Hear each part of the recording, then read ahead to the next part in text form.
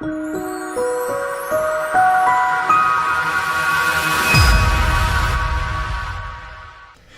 to another quick tip video from StoneCare EDU. In this one, we're going to go over the use of MB-12. It's a very unique polishing compound that can really be used on any MTL surface. It is a very fine grain powder. It's one that I would consider a hot powder. If you notice, I'm using just a very small amount, then 1 or 2 squirts is all you need. I'm going to put the compound on the edge of my white pad, and I'm going to quickly spread it out over the entire working area. And in this case, I'm doing one tile at a time. So it's fairly wet to begin with. And then once I have it spread over the whole area, I'm going to be making consistent passes across this tile until that wet slurry that you see starts to dry out. And then I'm going to, as it dries out, I'm going to slightly pick up the speed, and then I'm going to buff the dry marks off the surface. And what you're going to see revealed is the polished MTL surface.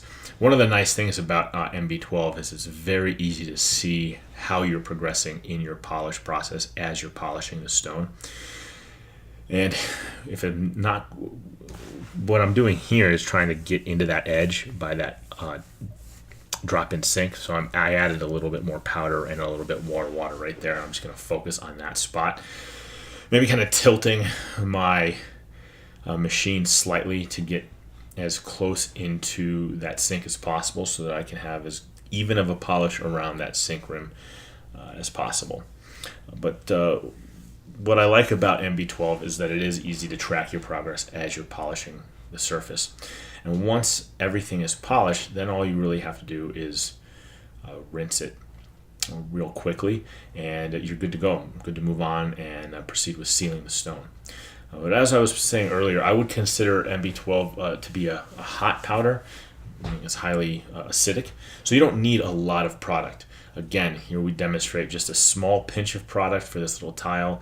1 squirt of water is all you really need. And then the other nice thing about this product is as you go throughout an entire countertop, for example, that product is going to get really built up on the bottom of the white pad to the point where you hardly need to add any powder at all as you progress through a countertop. And we're going to speed the rest of this up for time. But one thing I also want you to notice is you're still going to have some dried streaks or some streaks dried to the surface from the white pad. That's totally normal.